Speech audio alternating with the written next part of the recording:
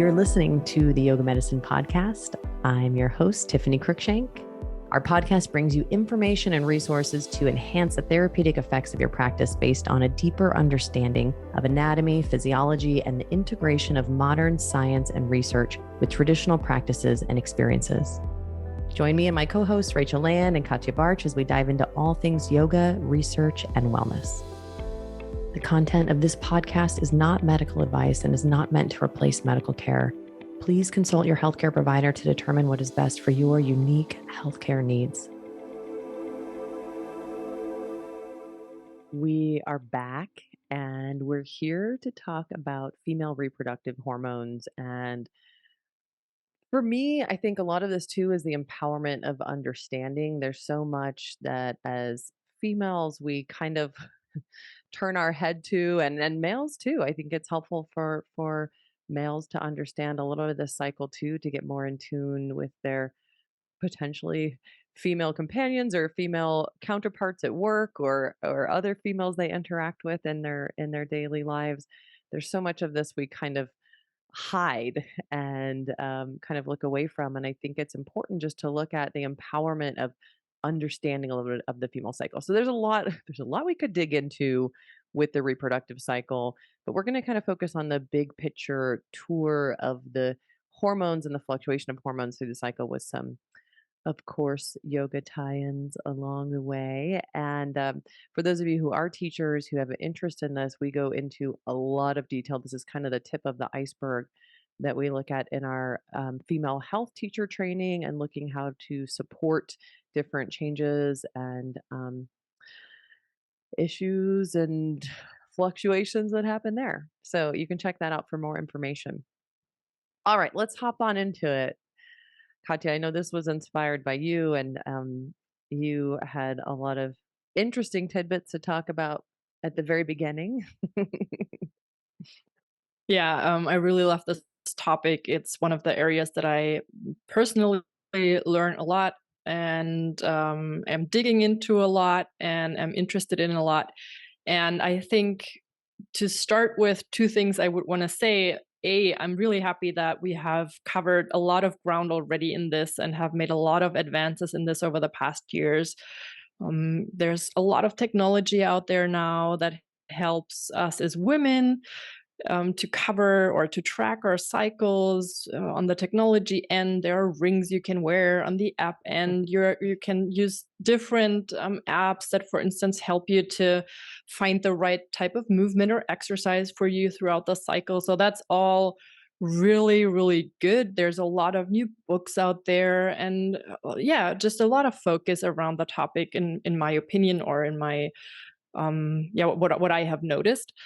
That's the one thing, big plus. And then the second thing is I'm quite surprised that recent studies still show that, especially among young women, among adolescents, there is still so much more ground to cover. So if we look at those young girls, and that holds true not only for low-cost countries, but also for really high-cost countries that have done a lot of work in this.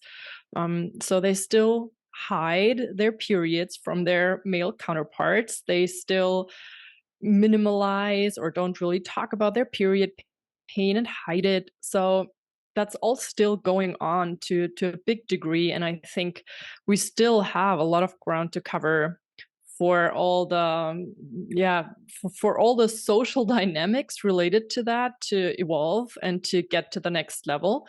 So I think we really are not done yet talking about this topic. Absolutely. And I can't tell you how many times I hear from patients, oh, well, I have PMS, but, just normal. Or, just like a little bit of period pain. It's just like the normal amount. And I hear that all the time. And, as a female who's worked through a lot of issues in my female reproductive cycle as well throughout the last couple decades of my life or few decades, um, it's just, I think, empowering women with the knowledge that these things can be influenced and can be changed is really important, that it's not a guarantee. It's not a I hate to say it's abnormal, but that, period pain isn't something you're just required to live with for the rest of your life, and PMS as well.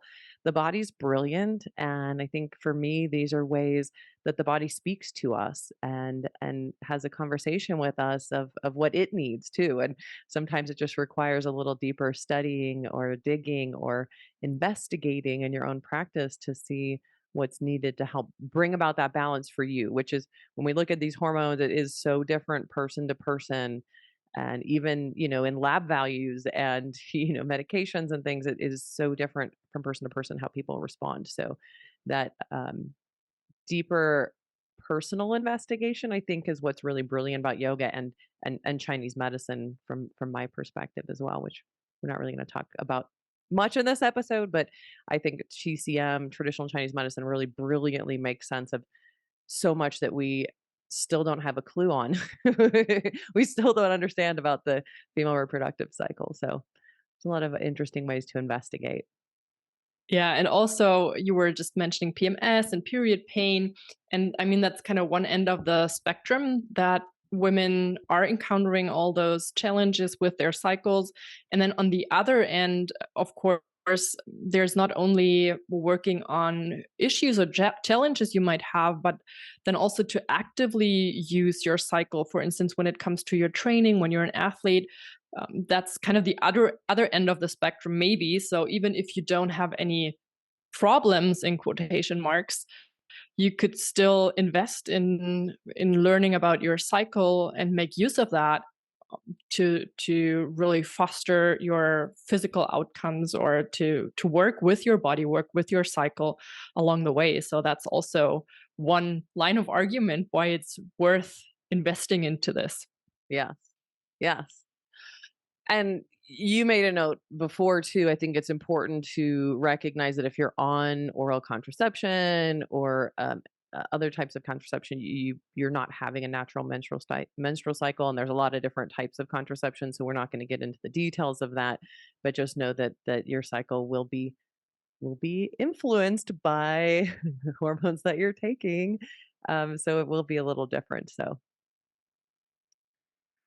let's start with the menstrual cycle because I do like to separate it. A lot of people will lump it into the follicular phase, which is the first phase, and I actually like to keep it kind of separate because it is separate a little bit, but we can lump them together or keep them separate. But let's start out with the periods. With the periods, what we're seeing is that drop in hormones, which is really interesting. And what I always think is interesting here is that what we see is that the blood vessels start to actually constrict. And with that lack of blood flow, we see the tissue starting to die, and then blood vessels pop up underneath it and do the same thing, which is kind of pushing that endometrium outward and breaking it down. And so there's this kind of purging phase, this phase where our body is flushing out the uterus and really creating. I like to think of this part as like the blank slate. I'm kind of clearing the slate for what's to come later on. So shedding that lining is such an important part, even though we don't talk about the period much. Um, it's an interesting part to look at. It is, isn't it? And we have no hard time watching movies with a lot of blood being shed, but we have so much trouble talking about bleeding. Even just using the word bleeding sometimes is sometimes weird, or not, we're not used to that. And yeah, I like that idea of the kind of clean slate to start off new each month. And sometimes that's just the first thing to note that your cycle actually starts with your period. When we look at it from a biological or scientific view, that's not the end of the cycle that you're bleeding, but it's the start of the cycle where things are starting. That's the period. And I think looking at it as a fresh start is has a nice tone to it, I think, rather than kind of worrying about it coming at the end of the road, but it's more like that fresh start, at least from a hormonal point of view, right? Yeah, and I think, with periods, it varies quite a bit from person to person, both in length and amount and consistency. And And there's so many things to look at that give us, again, clues into what's happening, which is a little bit beyond the conversation, the extent of an hour-long conversation. We talk a lot about in that female health training, differences in consistency of the bleeding, the amount of bleeding, the length of bleeding. I just think it's a really interesting thing because it does tell us a little bit about what's going on there. And I think from a user's or female perspective, it's just interesting to note that whether your cycles are heavy or light, I do want to shed that entire endometrium. It kind of prepares the body for all the other phases of the cycle to come. So it's a really great time of the month. It's kind of opposite to what we might normally do, but it's a really great time to detox for that reason, especially for women, for females who are trying to get pregnant, because it's a safe time to detox. You don't want to be doing anything extreme during other phases of the cycle. So kind of sensing ways to purge, and everyone's so different what they prefer at this time of the cycle. Some people, I know some women who love to exercise and it feels so much better to exercise, and others where it just feels like the worst thing in the world to exercise. But maintaining some of that local circulation, whether that be through heating pads is a great way to enhance circulation, or through running, or doing sun salutes, or through doing a little abdominal massage of some sort in the belly can be an easy way, or pelvic tilts. There's a lot of ways to create circulation here.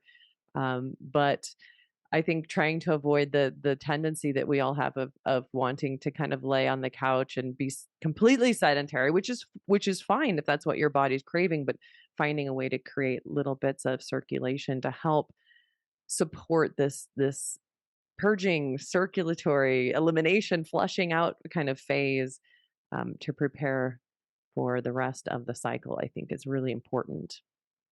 Yeah, and what you just said, that every woman perceives certain phases of the cycle differently, that probably holds the most true for the period, I would say, or at least what I have discovered in working with people. I feel that's the phase that will probably have the biggest spread with people wanting to or feeling like exercise is feeling so good and the movement's feeling so good, like you just said, and others just wanting to end up on the couch. And I think it's very important to listen to your body, but then also to, as you said, maybe give it this slight little nudge to increasing the circulation a little bit there, but still leaving enough room for your bodily sensations to, take rest if you need to. And what I find interesting from a hormonal point of view when it comes to that, I don't know if that's part of the equation, especially when we look at exercise, or the want or need for exercise, the feeling like you want to exercise, is the hormonal profile during this phase, because during period, your estrogen and your progesterone, which are our two major female reproductive hormones, they have the lowest level within the whole cycle. So I find this kind of ironic, that during that part of the cycle that feels the most female, maybe we have or it's clearly female. We have a hormonal profile that most resembles the male hormonal profile throughout the month. So I always find that, yeah, kind of ironic, or funny to think about. So that's kind of where we start off with from a hormonal point of view. Both of these hormones are rather low and set up the whole process of flow, or yeah, Yeah. flow of hormones that are about to come. Yeah, so that the low hormones that are triggering the gonadotropin releasing hormone, which then sets us up for the next phase, which again, some people lump menses with into the follicular phase. I kind of tend to, in my mind, keep them separate. But the next part is that follicular phase where the follicles, as the name implies, are starting to grow. I think of this one as, the first phase is really this shedding phase, purging, releasing. And then the follicular phase is really a building phase, a growth phase. This is where our body's rebuilding the endometrium, it's growing the follicles. And so we see a lot of a lot of growth happening here and a lot of changes too in the hormones as well. Yeah, so it's a really intricate cycle, and digging into that or understanding this, I feel takes a bit of actual thinking or actually diving into that hormonal axis that we're about to talk, because it's really complicated and it's just amazing what the body does there each month when you're in your reproductive years, and are not on on oral or other hormonal contraception. So, like you already described, that low level of hormones that feeds back to your brain, to your hypothalamus, and that hypothalamus then is triggered to release gonadotropin, releasing hormones, and your gonads, that's in in males, they also have this hormone, that's their testes, of course, and with us it has to do with the ovaries. So those hormones then trigger off another cascade of things where we are going to or about to produce, synthesize, and spread then the FSH and LH hormones, so follicular stimulating hormones, like you just already described, are stimulating your follicles to grow and are also in a very, very, very intricate and complicated process, making the follicles produce estrogen, actually. And that's a really interesting process when you dive into it. Do we want to dive into that a little bit, Tiffany? Do Sure. you think? Yeah, Yeah. so just to recap, remember we've got all this stuff happening in the brain. The hypothalamus is releasing gonadotropin, releasing hormone, which is then causing the pituitary to release follicle stimulating hormone, which, as its name sounds, is basically just stimulating the follicles to grow and then release estrogen. So, just a quick recap. Go Yeah. ahead. Yeah, and then diving into the last step of that recap a bit deeper. So your egg is actually surrounded by two layers of cells. So the inner layer, that's the granulosa cells, they're called, and then an outer layer surrounding the egg, which is called the theca cells. And those two cell layers, they are developing throughout the cycle, and they're kind of in a crosstalk in that first half of the cycle.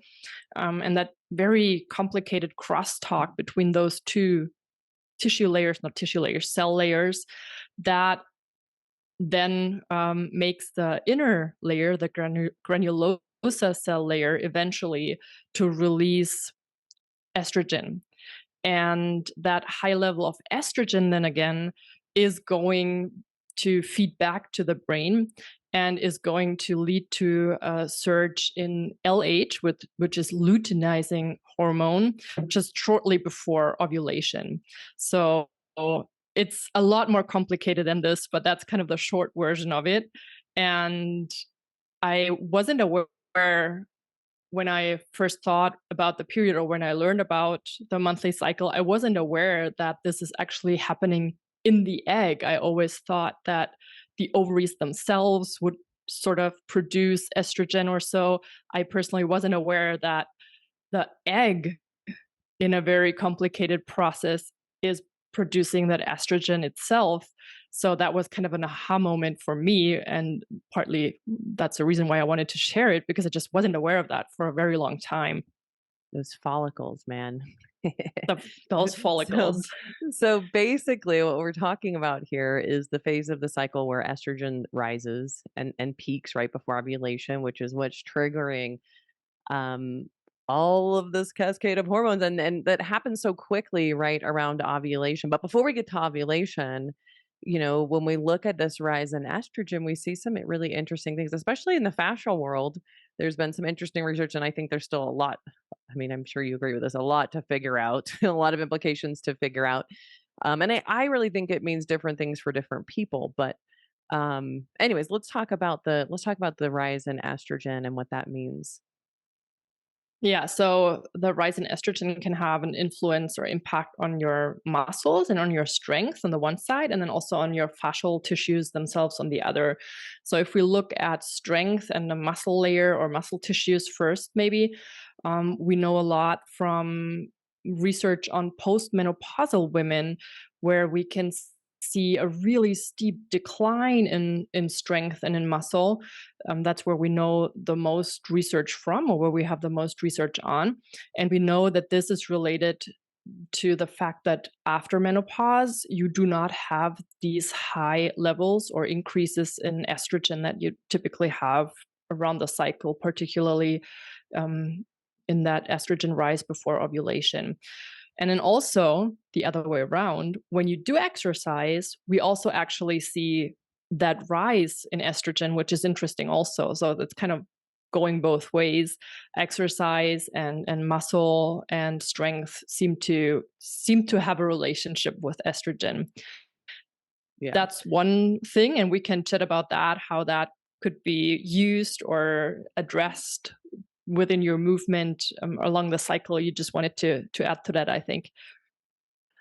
Well, and I think menopause is such an interesting one. We're not really gonna talk about in this episode. We should probably at some point do maybe a full one on it, but just keeping in mind that the hormones have more of that steady state and a much lower state after menopause. Fluctuating through that perimenopausal phase, which is really, I mean, what we think of as menopause. What most of us think of menopause as the fluctuations that are happening once the periods have ceased for a year, which is the menopause side. Things become a lot more stable for most people. For most people, a lot of the symptoms are gone or pretty mild at that point, but with the fluctuation beforehand. But yes, the menopause is such an interesting one to look at because the estrogen level is so much lower. We can see more clearly the effects of estrogen on things like strength and then on the fascia as well. Yeah, and on the fascial side, it has recently, a couple of years ago, been discovered by a group from Italy, and we've talked about them a couple times on here before. Carla Stecco, which is a really prominent fascia researcher, and her team, Katharina Fede among them, they have discovered that the fascial tissues themselves have receptors for female reproductive hormones. So that in itself is a mic drop, at least if you're a fascia nerd. Right? So, yes. And what we can see is that your fascial tissues actually um, reinvent themselves, if you will, throughout the cycle. So, around ovulation, shortly before ovulation, your collagen tissues change from the more stable or more stabilizing collagen type 1 fibers to the more Hmm. The tissues that are giving you a bit more laxity, that's a kind of negatively coined term, but give you more laxity, and that's done or achieved through collagen type 3 fibers. So around ovulation, there will be more collagen type 3 fibers in your body than in the phase before that, where we can see more collagen type 1 fibers. So there's an actual kind of rebuilding in the fascial tissues right before or around ovulation. And what also has been described and found, and that's very well researched for the knee, for the anterior cruciate ligament of the knee, is that we can also see a increase with at the same time, shortly before ovulation, of that knee laxity and then ACL injuries like tears and so on. So that's probably not true for everyone, like you said, and we don't know all the parameters that are influencing this, but it is a correlation maybe that we can see at this point that injuries in the fascial tissues, ligaments are best researched here, are found in an increased amount, just also with that estrogen rise shortly Yeah. before ovulation. And we're just looking at a correlation here. You can imagine, I mean, there's a few things that come to mind. I can't wait to have more research on this because I think it's such a really interesting area of study. But keep in mind, too, for those of you who have done like our myofascial release or my functional anatomy course, we look more at fascia, that the fascia is slowly remodeling over time. So for me, I think of this being like even bigger implications for um, women who just generally have higher levels of estrogen or lower levels of estrogen, on a regular monthly cycle there. I think the menopause case is a really obvious one, right? Where we have significantly lower levels of estrogen, we see much stiffer connective tissue, a lot more collagen 1, because now that's happening continuously. There's not even a cyclical change there. So we see stiffer tissues, which is great for, I mean, this is where it's interesting person to person, because you can imagine that would be really great for someone who's on the hypermobile spectrum or someone who is just more flexible in general, and maybe not so great for someone who tends to already be much stiffer. And I'm using these terms really loosely, but we know with athletes, and those of you who've done the athletes training with me know we talk a lot about the importance of tissue stiffness, and it's a Goldilocks scenario as well. We want to have that importance of tissue stiffness for force transmission and efficiency of movement. There's a point where it can also dampen and inhibit range of motion and performance as well. So, it's such an interesting thing when we look at these correlations, because we don't get to see, the individuality of what each person's condition is, or under what circumstances those injuries happened. Was someone's like foot trapped in a ski boot? And I think they were all, I think a lot of them were the same sport. I can't remember, I don't know if you remember, but we don't know the conditions. Was their leg trapped and they, you know, had some kind of blunt force to it to tear the ACL, or were they more predisposed because of the hormones? There's a lot of context that's been removed from that, but when we look at those correlations, it is an interesting thing to start to get a picture of, perhaps. Definitely. And if I can add to that, that's actually what's happening in the research a lot right now, is to try to kind of harmonize those conditions. So, for instance, working with a whole team of athletes, soccer players are being Yeah. used right now. And then I have received the question, yeah, okay, but if you play a team sport, it's really hard to kind of work with that because everyone's on their cycle and you cannot specifically target that or specifically work with that. But the in a chat with one of the researchers who's involved in a lot of these studies, she said that interestingly, among the soccer players she's working with, the cycle of that professional team has kind of harmonized itself among the athletes. So that's, I mean, that's just a Meaning their side note, periods but are synced up, is that what you're saying? their periods are Yeah. many of them are synced up in their periods. So I find that just very, very interesting. It's a side note to all of this, but yeah. So there are studies that are trying to see if specific exercises, stabilizing exercises, and so on, in the same sport with women who have kind of the same exposure to exercise throughout the month, and so on. How are they reacting, and how are their ACLs, for instance, doing? So that's what's happening right now. And there's quite a lot of research on this right now. A couple of very interesting teams in Denmark, for instance, researching this. So it's really hot stuff. Yeah. I know, I'm like, I wish I could fast forward 5 years. Or I mean, like, every 10 years, like, we'll know even more. It's so interesting, and we kind of have to be willing to live in the mystery a little bit as we learn some things and experiment, and we become the scientists in our own bodies as we start to look at these implications.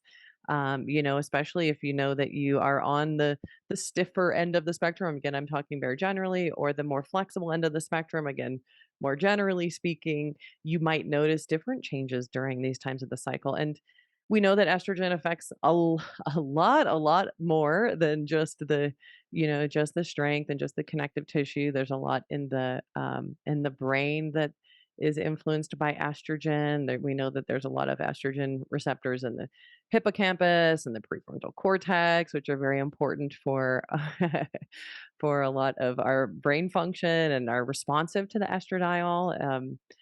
And so cognitive function is a really interesting one too this time of month, and noticing how that changes through the different phases of your cycle. I think we know a lot less about how progesterone influences these cortical regions of the brain, but I think again more is coming, and then a lot of the adrenal steroids that activate these are also changing and influencing that. So there's a whole lot happening within these, and I think a bunch of it is as if if you have a female reproductive cycle, is kind of noticing how those fluctuations are shifting for you, because if your estrogen is on the high end of normal or the low end of normal, that's also going to influence all of these things and how you perceive the effects of estrogen being maybe positive or negative within this phase of the cycle, which is so different from one person to the next. Yeah, and I mean, there are phases in a woman's life that where it's rather easy, I would say, to maybe track these changes and to make note of them. And then there's, of course, phases in a woman's life where that's trickier, particularly when your hormones are fluctuating a lot. So I have talked to quite a bit of women in the last couple years that are in their perimenopausal phase, like you said, where the hormones are fluctuating quite a bit. And then in these phases, of course, it becomes uh, of really big interest to what your hormones are doing. So that's maybe the phase when we are very, very interested in what's happening because we notice all of these changes and challenges that come with it. But it's also so hard because you cannot track your cycle as you used to maybe because you don't know what your hormonal profile any given day is doing. So that's where it gets really tricky. It can be frustrating, but it can still, be very helpful to still try to make sense of that, I guess, or to be aware Yeah. of what's happening. And then just that's just anecdotal. That's not my researcher self talking, but I am still breastfeeding my little one. It's been almost a year now, and I am back on my cycle, but there's really hardly any research out there on exercising when you are still breastfeeding, when you're still nursing, and how lactation influences all these hormones related to exercise. And I find myself being fascinated and trying to track what's happening, but it's taken months to come down to my regular cycle length. So I could just track that and retrospectively I can make sense of a lot of it. But over the last couple months, I started with a, I don't know, like 43-day cycle, and now I'm back to my regular 27 days or so. But it's been interesting to see retrospectively what had happened throughout those months and how I felt, and um, have thrown out my back once or twice, and it makes sense throughout the monthly cycle when that happened, but in that moment it was really hard. So And how it's much of still it interest is the yeah. changes in the hormones, and how much of it is not sleeping and picking up kids and juggling things? How much of it is the collagen? Yeah, who it's there's so many moving parts. Most definitely, but the point that I was trying to make was it's still interesting to make note of it, and sometimes you can make sense of it retrospectively and be your own research cohort. And I guess it was just my encouragement to take note and to track that and to actively feel into it. And there are so many given factors that are in that calculation or that are factoring into this, but it can be enlightening. That's what I wanted Yeah. to say, I guess. And perimenopause is the same. I mean, no one Yeah. really talks about it, and it really is what we talk about when we're talking about menopause. It's for many women, a 10-year long span, somewhere through the 40s-ish, and, doesn't necessarily start with period changes, but a lot of times more with changes in sleep or brain fog or, some of, hot, waking up hot at night, things like that, cognitive function, and eventually starts to translate into changes in period or cycle length too, and end period length. So, um, things that are influencing the cycle that we're talking about and the hormonal shifts. Anyways, let's get back. I know I get all excited talking about perimenopause because I have a lot of interest in that area now as someone who is in that phase of their life. So we'll have to do another episode on that. But as far as the follicular phase goes, remember, think about this. So we talked about the menstrual phase as the shedding, the follicular phase as the rebuilding, and now that rising of estrogen, which has pros and cons to it depending on on how your body responds to estrogen and your level of estrogen, influencing strength and also connective tissue, as well as cognitive function. And again, it really just depends where your estrogen level's at too. If you are within a healthy range or high or low, will also influence your interpretation of what those hormones feel like to you. Um, and it's always interesting, to check in, if you're going through some shifting, you can check in with a healthcare provider and get a read on some of those things and also get information from that. Is it just a normal hormonal shift? Or which is the brilliance of the cycle shifting and changing, or are there hormones that are out of balance, which is always a really interesting question. But in Chinese medicine, I'll just end with this part for follicular. This is a really important growth phase, so really important for more introspective practices like yin and restorative, as well as anything to enhance circulation, which we know is important, the blood flow for follicular development and the endometrium development as well, endometrial development. So then we have this quick change up.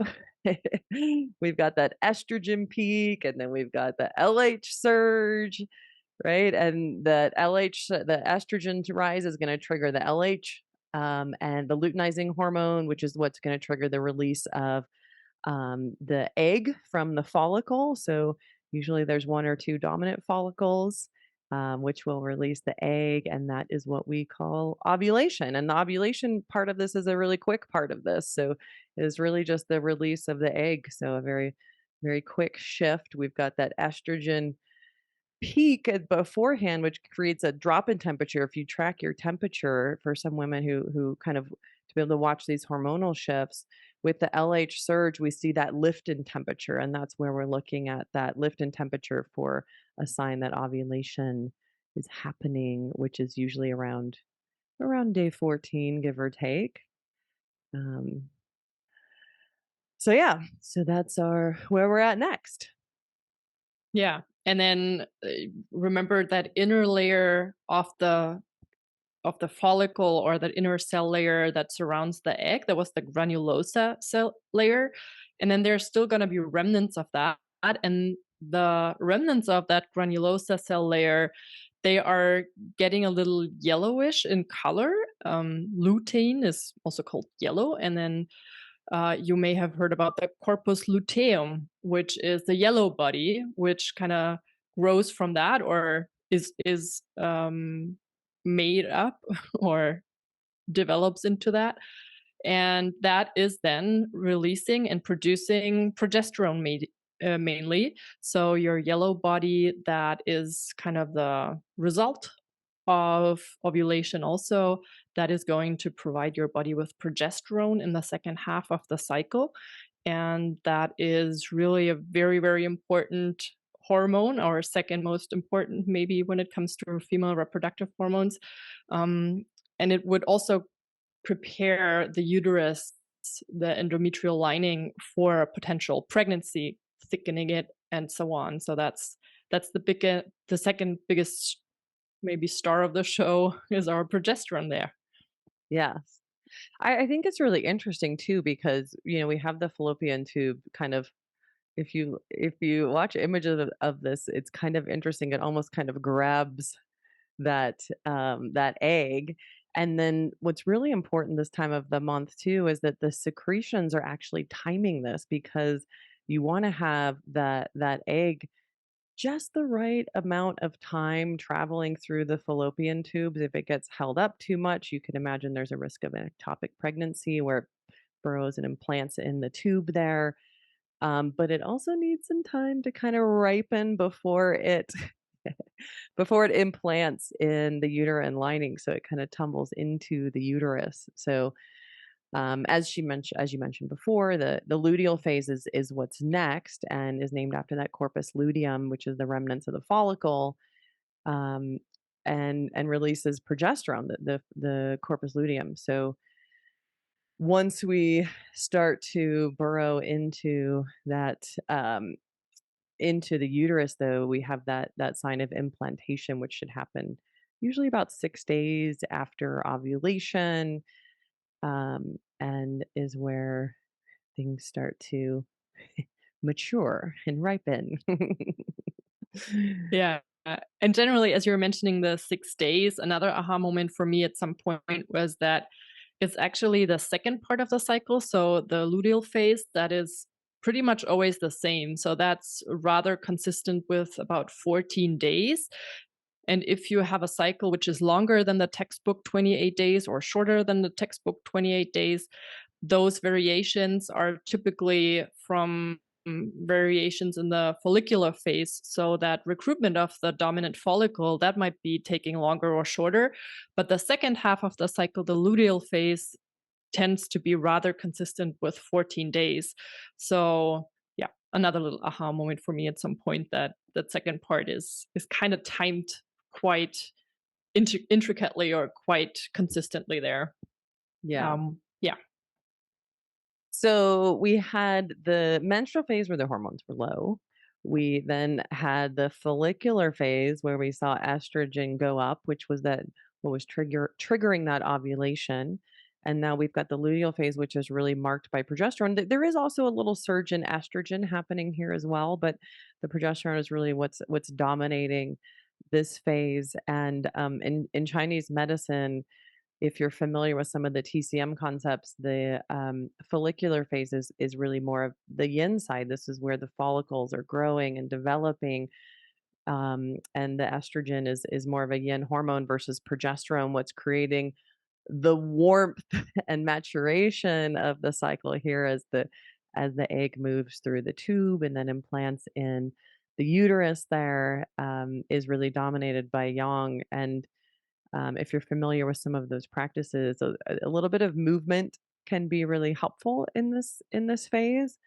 Of course, you have to keep in mind there's a lot more to all of this, which is why we have a whole course on all of the details and differences that can change in different females. But in general, I think a really nice to balanced practice throughout the cycle is important, with a little bit more restorative in that follicular phase and a little bit more movement in the luteal phase. And then obviously keeping in mind what we're trying to do. If someone's trying to get pregnant versus not trying to get pregnant, we might also change some things. But that progesterone is what's increasing the temperature and ripening. I love that word for this, ripening the egg for implantation, or ripening the lining for implantation there, to burrow in and make a nice cozy nest for a while, so that if they're pregnant, that egg or the blastocyst is going to secrete that HCG, which is what maintains the corpus luteum to help continue producing estrogen and progesterone, until the placenta develops enough, which is, I think, usually around 12 weeks, to nourish the fetus and take over hormone production there. But if they're not pregnant, there's no HCG, so the corpus luteum dies. We see that dropping LH, which then drops the progesterone and estrogen, which then triggers the start of the cycle with the menses. The hormones are back down again where The they hormones are began. back down. I would like to add something to what you just said about TCM and the two phases, because it's, for me as a sports scientist, that's kind of mm, not so intuitive actually, but I find it interesting because I would say in sports science it's more the notion that in the first half of the cycle where estrogen is high, and we've heard about the implications for strength and muscle building and potentially having an easier time to build muscle in the first half of the cycle. And then progesterone is still, the final wording's probably not out yet, but progesterone is sometimes said to have catabolic effects. So maybe working out in a hard way, like, is not recommended as much or not practiced as much by some athletes. So they would probably not put their strength workout in the second half of the cycle if they can, but would maybe put key workouts in the first half of the cycle. At least that's how some of Yeah. them are practicing it as of now. And the TCM lens says, okay, in the first half, maybe you should slow down a little bit and appreciate those yin qualities And in the second half, then it's more has more that yang quality, or you could work out or move a bit more to support and balance out the whole process, I guess. So from Yep. a balancing out point of view, it makes sense to me. But from it was what is maybe being practiced among some athletes, it's kind of the Yep. opposite even. So Well, that's yeah. and I love that you brought this up because its context is everything. So what I'm talking about too is with fertility being the goal. If my goal is to get pregnant, however, if my goal is athletic performance, I want to capture that growth phase and I can use that to my advantage in that follicular phase to capture that capacity for growth muscularly as well. I still think especially with competitive athletes, there's always an important place for recovery and restorative ish practices of some sort, which is a longer discussion. But um, absolutely, it's almost the opposite. So if I'm trying to get pregnant, I really do want to. I always want some circulation. We're not being sedentary. We're not like just doing restorative postures. And I'm keeping in mind the person I'm working with. Are they already really active or more sedentary? But, I want some movement and circulation throughout the whole cycle. It's just a matter of the amount, and if I'm working with someone who's trying to get pregnant and that's their main goal, having a little bit more of that restorative and yin practice, which might just be a few poses a day in that follicular phase is important, um, and then a little more movement in the end versus an athlete is kind of the opposite. Again, if my purpose is performance, capturing that growth phase, utilizing it to your potential. Yeah, to your That benefit. makes a lot of sense then. Yeah. Yeah, I love But that. good that we discussed it. That always comes up in the Chinese medicine one too, in the female health one. So it's a great Yeah. topic to just kind of decode. And I think it's a great reminder that context and purpose are probably two of the most important things to keep in mind when you're working to individualize some of these practices to suit your needs. Like what's my goal? What's the most important thing to me? What's the context of the rest of my life? What am I already doing? What can I already check? If you're already really active, maybe you don't need more active yoga practices. Maybe it is a simple balance of that sort. So Yeah. context Can and goal.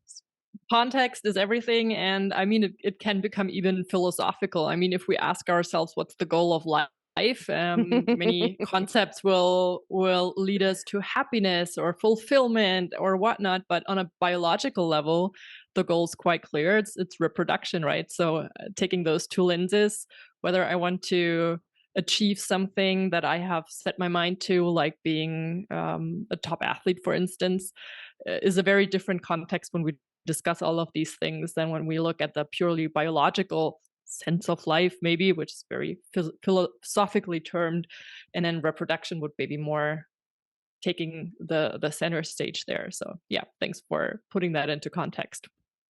Yeah, and progesterone is such a brilliant hormone. I feel like estrogen, estradiol gets so much spotlight, but especially we were talking about the perimenopausal phase for a lot of females. The progesterone is the first thing to change, and also for women who aren't perimenopausal, progesterone is a big one with a lot of the issues we talked about before, like PMS. And so, it's such a brilliant and valuable. I mean, all the hormones are so valuable and precious, and having them in the right amount and the right timing is what's really key to all of this. But progesterone's such a good one.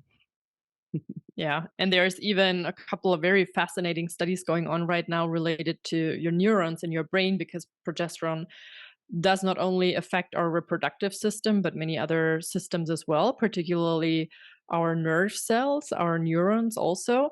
So there is already some knowledge, but also a lot of research going on related to traumatic brain injuries or stroke or even ALS, so amyotrophic lateral sclerosis, where researchers look at the protective functions that progesterone can have on our neurons, and can even help neurons to recover. So that's exciting too. It does not only, as the other hormones, also it does not only have an effect on the reproductive system, but on many other places in the body as well, which is very very interesting and exciting to see what's about to come there.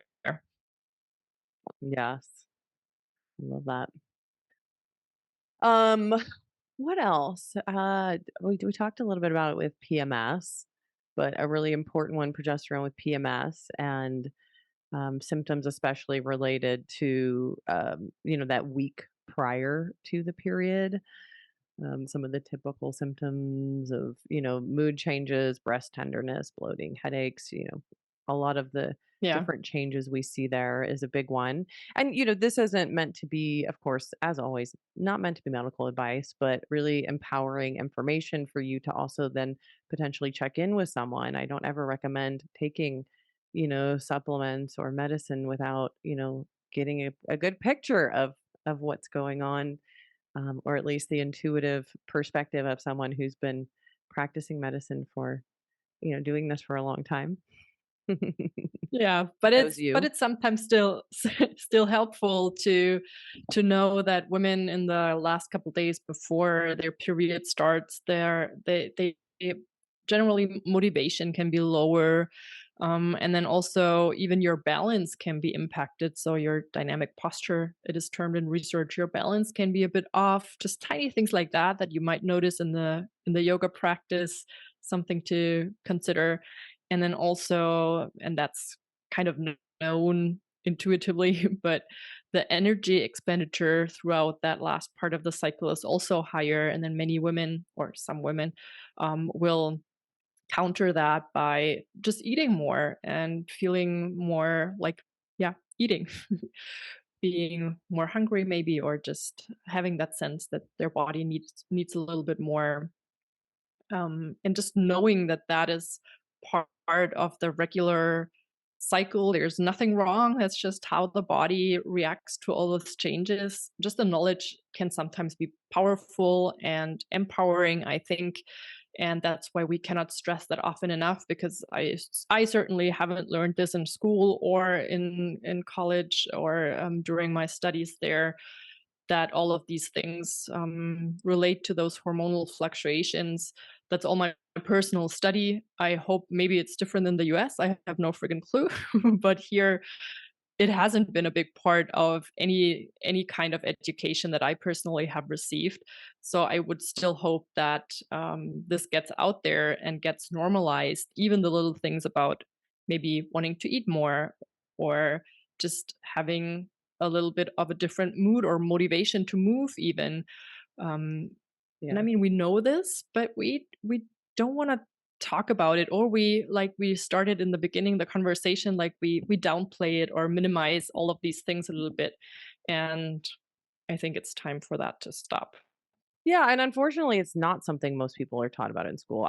We learned a lot about it in Chinese medicine school and in my specialty looking at fertility and stuff, but most people don't talk about it, and I think it is something that's important.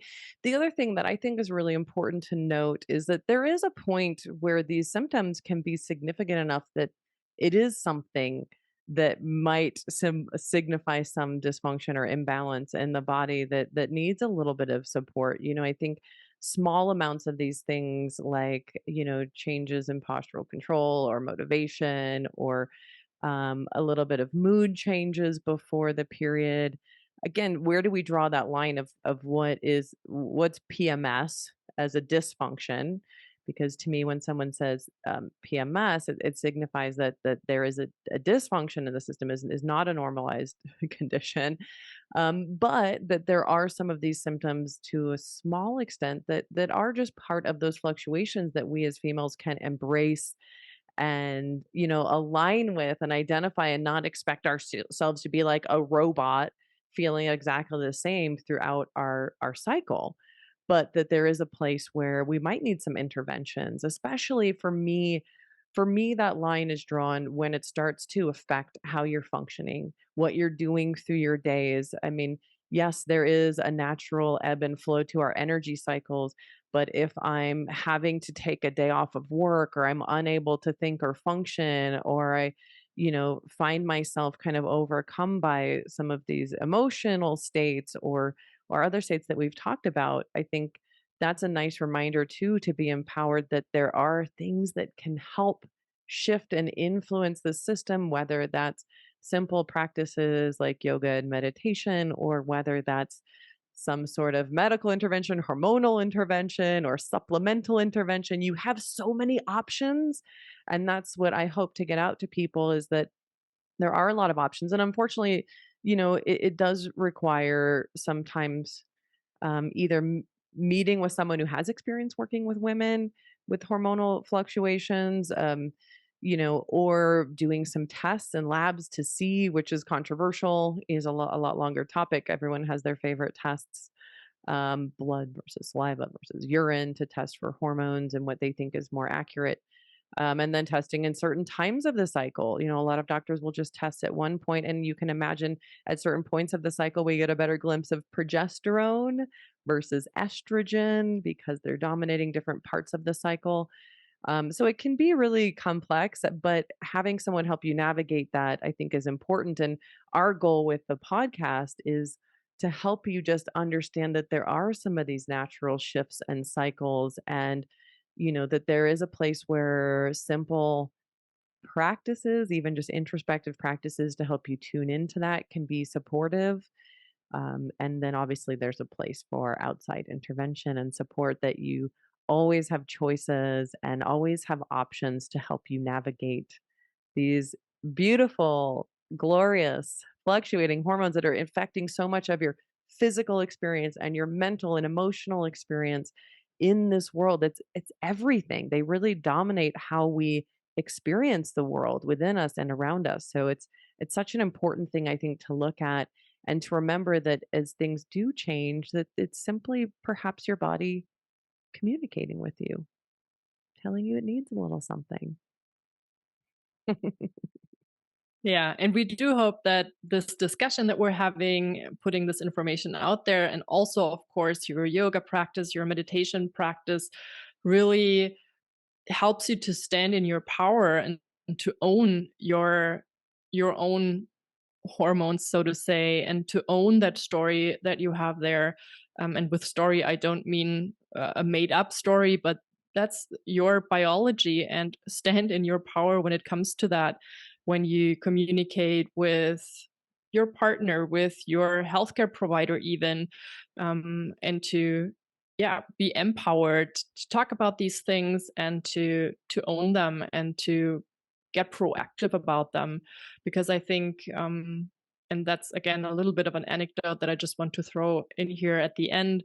When you talk to women that are maybe now post-menopausal, and that are of, I would say, my parent age, maybe so late 60s, they didn't have that support, and they didn't have, or didn't all stand in their power and were encouraged to get that help maybe and get that support, even from healthcare providers sometimes that are yeah, that were active in that time. So make use of that, make use of your practice, make use of that knowledge, make use of your intuition also, because it's just the most normal thing in the world and we all experience it. And I feel like we cannot talk enough about this so that it gets more normal every day. And that holds true for very young girls, but also for women who have or are going through those later shifts, hormonal shifts in life. And I think keeping in mind that knowledge is power, because it's only once I start to acknowledge and notice these things can I really have an influence on them. So keeping that in mind, that the listening is part of the shift as well. And then I will mention too that in this last phase, especially this last week, for females who have PMS or painful periods, from a Chinese medicine perspective, it's a really important time to find some movement. We know that maybe the strength gains aren't going to be as good, maybe our coordination might not be as great, but having that movement is such an important way to keep that circulation going, to prepare that shedding of the endometrium that's going to happen later. And so finding a way to be active for me, and the patients and students that I work with, that really is just whatever you enjoy. If you enjoy running or you enjoy yoga, or finding a way to stay active and keep that circulation, We talk a lot about a lot of in the female health training about specific techniques to just stir up circulation locally for people who don't have the energy or want to or feel like moving vigorously. But you might experiment too with what it feels like to have some more vigorous movement right before your period, especially if you have painful periods or PMS, or what it feels like to experiment with a little bit of movement during the period to help facilitate that shedding of the lining, and then kind of playing with some of these fluctuations depending on what your goals are, depending on what your normal activity level is and yoga level is, finding ways to kind of experiment and find that balance for you. And knowing that you have a lot of tools, whether that be bioidentical hormone therapy if you're into that, which, everyone has different opinions on, or whether that's supplements or yoga or just empowerment through knowledge. I think all have a very important role. And like Katya said, is being able to step into that awareness not as something gross or strange, but something really genius. There's a brilliance to this system that enables it to fluctuate so perfectly, this orchestrated timing of events to allow us to create a human. And then with menopause, which again, maybe we'll have a whole episode on later, that cessation in Chinese medicine of menses is such a potent way to capture the energy of the body instead of wasting out on a cycle each month to try and reproduce when we're no longer trying to reproduce.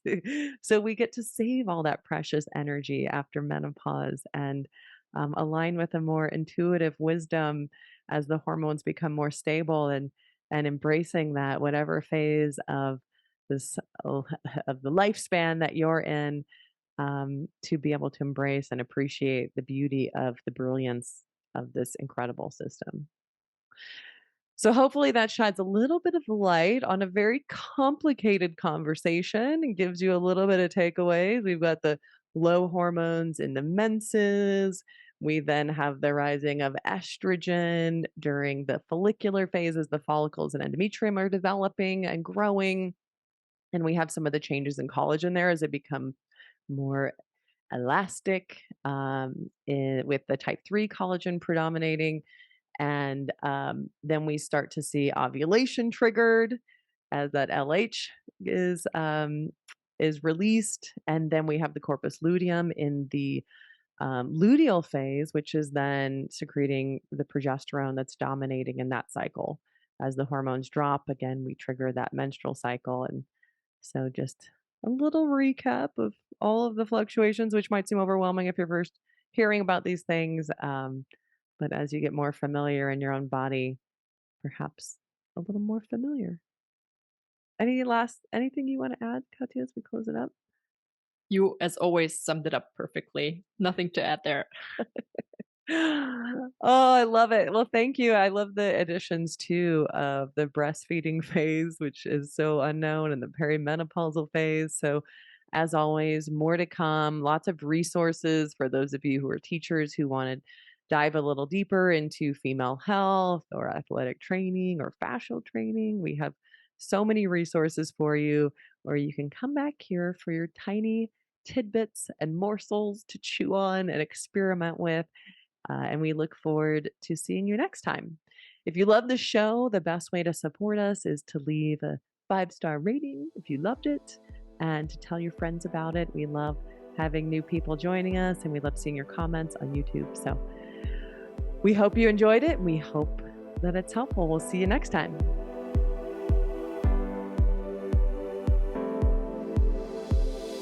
Thanks for listening to Yoga Medicine. If you like the show, please be sure to subscribe and leave a rating and review on Apple Podcasts or wherever you listen to podcasts.